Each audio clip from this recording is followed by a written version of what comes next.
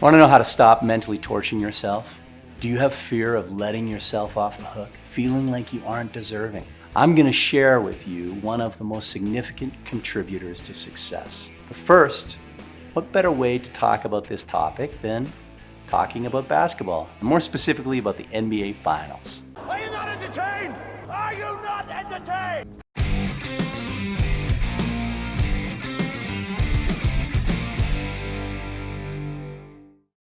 So, back in 2016, Steph Curry and the Warriors led the charge through the season that was historical. The Warriors were up against the Cleveland Cavaliers with LeBron James and Kyrie Irving, and we all knew watching this as we went into the finals, the Warriors are going to win. They're a better team. And they were up 3-1 in the series.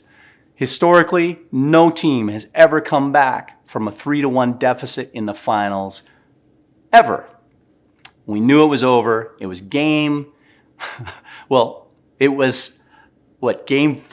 Game 5 came on and Cleveland won. Game 6 came on and Cleveland won. Game 7 came on and they were on the Warriors' home court. I watched, but I knew it was going to be over. At this point, it was obvious that the Warriors were going to show up and win. Steph was bound to have a great game. The team was going to rally, and they didn't. They lost.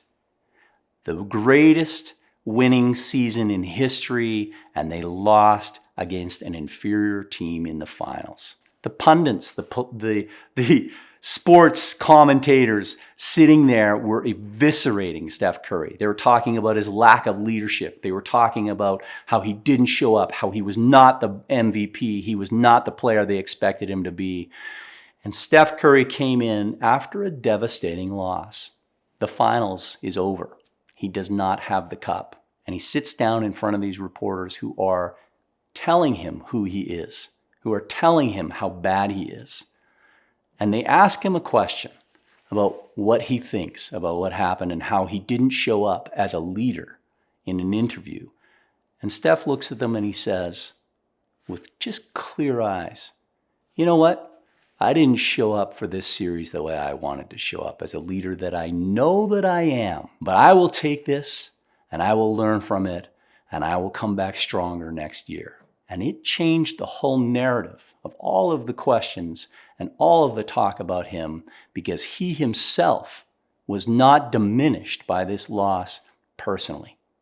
He was able to meet this devastating thing with strength and compassion for himself, and understanding that this failure to win was not a failure of him and who he was. You contrast that with a game 2 years later. Again, it's Cleveland and the Warriors in the finals. In Cleveland, they're just not going to win. You just don't think they are. And game 1 is in the Warriors' home court again, and you just feel sorry for them.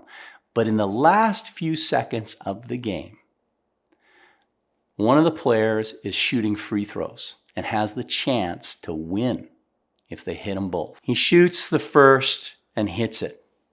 He shoots the second and misses. It's a tie game, and J.R. Smith gets the rebound miraculously right underneath the basket with an open shot. I'm like cheering because I was wanting to see Cleveland win again.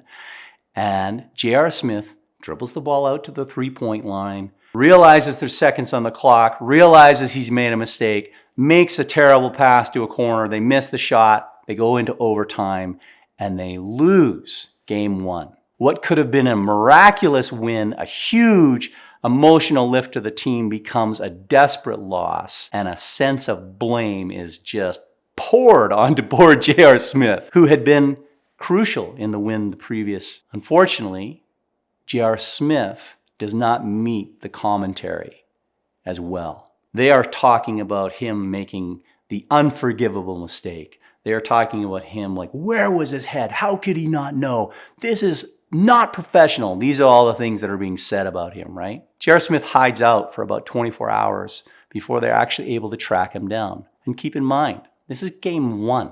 This is not the end of the series. But he's devastated. And when he gets interviewed, they ask him what he was thinking. And his answer is very telling. He says, You know what? I've always been the guy that's the butt of everyone's jokes, and I guess I'll continue to be that guy. This is what happens to me.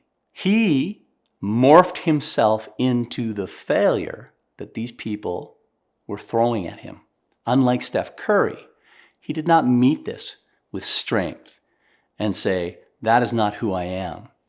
I didn't do what I know I'm significant of. Previous to this game, J.R. Smith had a season shooting record from the three-point line somewhere around mid 30% range. Really good shooting percentage. After that, the rest of the series, he shot around 25% or lower. His game was over. Cleveland lost the NBA title that year in a very, very dramatic fashion. I believe they were swept. It was horrible. Angela Lee Duckworth has said that grit is one of the most significant contributors to success in any endeavor. And when you think about grit in terms of how these two guys performed, I want to break it down for you. But first, how does grit help us? And how can we increase it if it's the one thing that's going to help us win? Is it something we're born with, or is it a skill that can be learned? I'm going to give you a secret on how you can increase your grit and overcome setbacks faster than you ever believed possible. So grit is what I believe was being demonstrated by Steph Curry and was not being demonstrated by J.R. Smith. And I want to tell you why I think this is the case.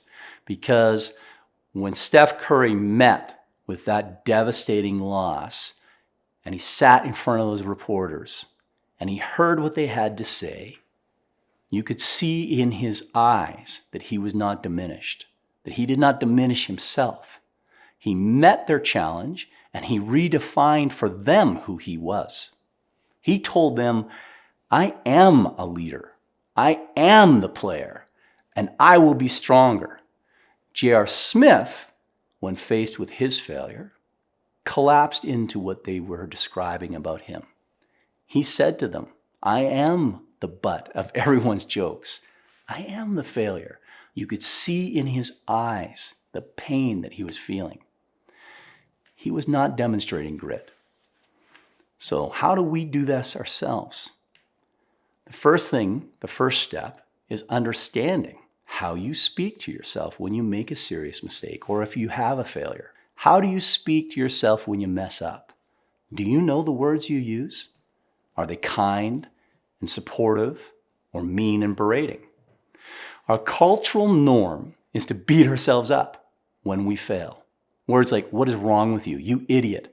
And much worse can overtake our minds. I know what I say to myself when I mess up, when I'm in a bad spot, can be, R-rated. We feel the need to punish ourselves for giving up, falling down, failing to deliver, so that the next time that we face the same situation, we'll remember how badly we felt and avoid doing the same thing again.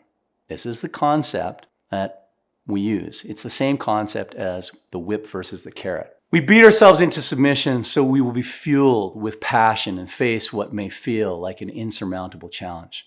What I have discovered is that this tendency to whip ourselves into shape is the antithesis of grit. It undermines all of our willpower and keeps us from learning and overcoming our mistakes, keeping us from being able to deliver our best performance. Offer yourself comfort, compassion, kindness, and support in the same way you would comfort a child who has fallen down and skinned their knee. This will give you the strength to rise up and overcome the next time you face a similar challenge. Do not let the moment of failure define you. Do not abuse yourself because the fear will stop you from analyzing the real mistake and keep you from owning your part in what happens.